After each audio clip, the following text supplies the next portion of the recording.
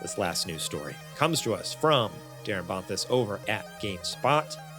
We got a Marvel's Spider-Man 2 review roundup. That's right. Ahead of its release later this week, reviews for Spider-Man 2 have gone live following on from the events of 2018 Spider-Man and 2022 Spider-Man Miles Morales.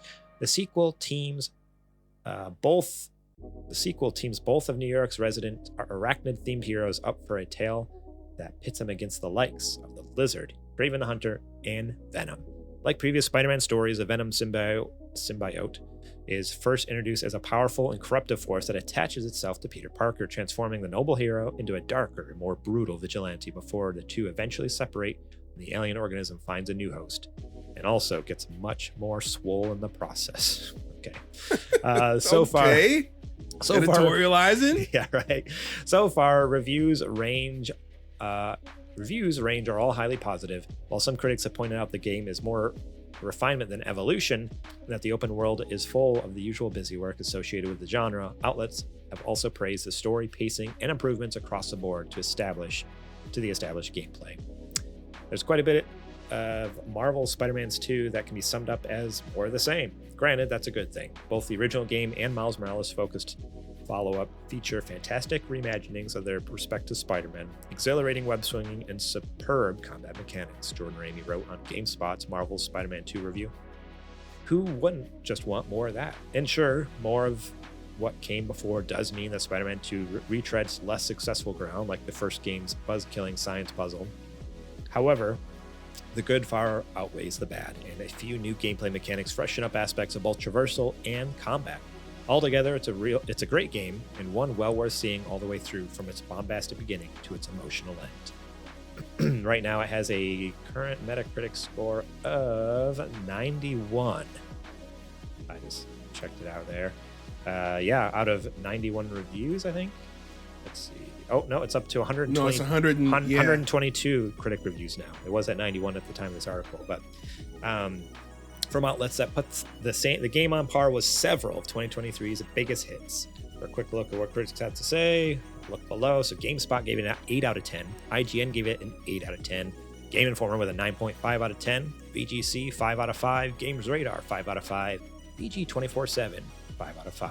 Forbes gave it an 8.5. Gaming Bible gave it a 9. So high praise, high marks. Well, I am curious. I want to read here. Like, what are some of the thoughts on? So, like, IGN gave it an 8. What's Simon Cardy says as a sequel? Too many webs. As a sequel in a spectacular series, Marvel's Spider-Man 2 is both blessed and cursed. Its story of two Spider-Men is a great time, and the Spidey fans' dream to play through its comic book pages are brought to life, elegantly walking the tightrope between light humor and heavier themes. Meanwhile, Insomniac refines a successful formula of combat and web swinging without revolutionizing either in major ways, making them comfy and familiar with just enough tweaks and abilities to elevate them to fun new heights.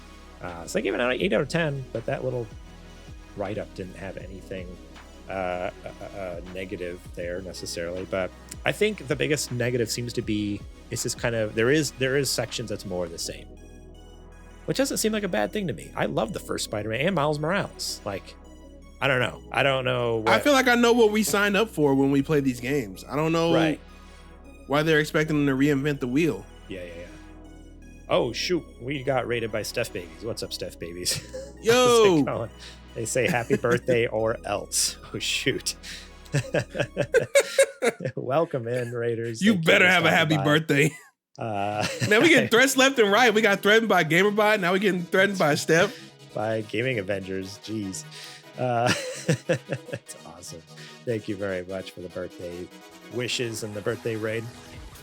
But yeah, so with Spider-Man though, I don't know. Like, is any of this a red flag to you at all? No, not even close. Yeah. The scores are exactly what I thought they were going to be. Majority of them are very high. This is, you know what though? Congratulations to Insomniac, because this is, I think, their highest rated game ever, if I'm not mistaken. So that goes without saying. We all knew it was going to be good, right? There's no way it was going to be bad based on the first two games alone. You got Spider-Man, which was great. Miles is arguably even better than that, and now we got this, which is better than both of them put together. It's extremely hard to pull off a really good trilogy, and they did it. They did it. Yeah. And I mean, it sounds like from the reviews too, like they nailed it with just the melding of the two characters. Like they did. Spider-Man was great following Peter Parker. Miles Morales was incredible following Miles. The fact that they can come out with Spider-Man 2 and then tell a compelling story while allowing you to control two separate Spider-Man, and I assume have two separate stories going on, like that's honestly to me sounds like a pretty incredible feat to do. I don't know how they pulled it off. Yeah, and from what I've seen, there hasn't been too many. Like I haven't seen any negatives on as far as the story, especially in like specifically with like having both those stories coinciding in the same game, like where they could have easily. Someone could have been like, oh man, the Peter story didn't feel fleshed out all the way. Or like, man, they really did a disservice to Miles. Like, I haven't seen that in the reviews I've read, which is none. That's impressive, honestly. So yeah, I'm stoked for this game. I just hope that, well, I mean, we talked about it last week. Like, hey, if they can't work things out in the workplace, then, you know, we're fine with skipping the game. But so seeing these reviews is kind of like, oh shoot. Man, yeah, but we also haven't heard anything about they haven't officially gone on strike. Sega's not officially gone on strike. That's true. And we also don't know when the next meeting is going to be. Yeah. So it's as far as, you know, legal concern, not legal, but like ethical concerns, you're still in the clear. I don't think anything's going to happen between now and Thursday, but you never know. If we hear about somebody, you know, if we hear about SAG going on strike before Thursday, it's on. Fair game. We're done. But until then. Okay, so I couldn't remember when it came out. So it is the 20th. It is a Thursday. It's Friday. Right? Oh, Thursday night. Thursday night. Yeah. Crazy. Man. Mm-hmm.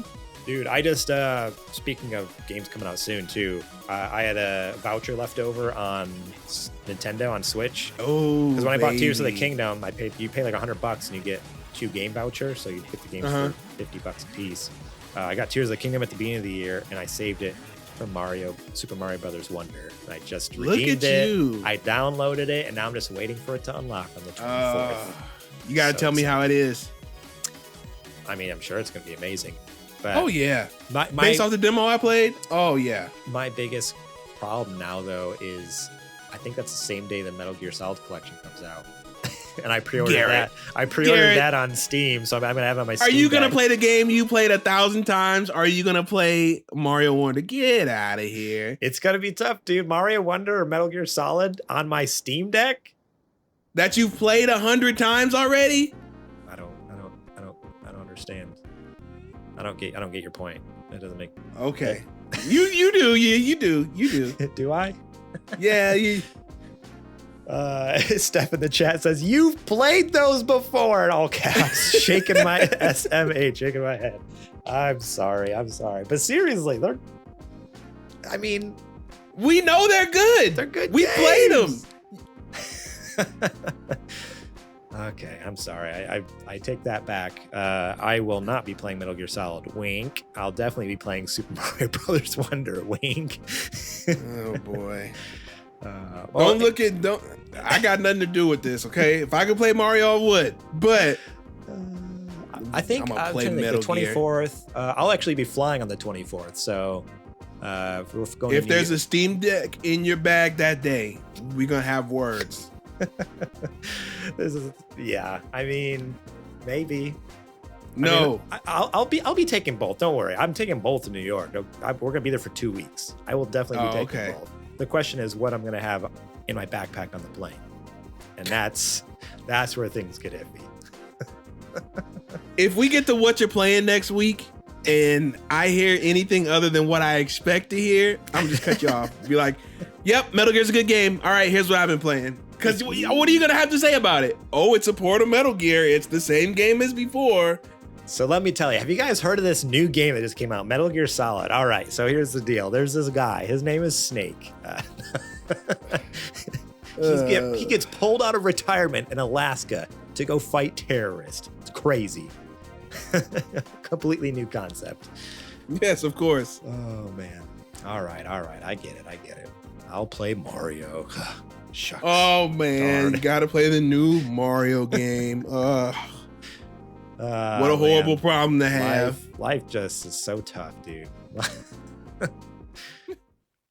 Thank you so much for watching that clip from our podcast. Remember, if you want to watch the whole episode, the full episode, link will be in the description below. You can click on that and check it out. We got listener questions. We got more news segments. We got what you playing. We got a lot of fun things. So yeah, more than just the news. There's a lot more to the show that you should go check out. So remember, click that link in the description. Check out that full episode.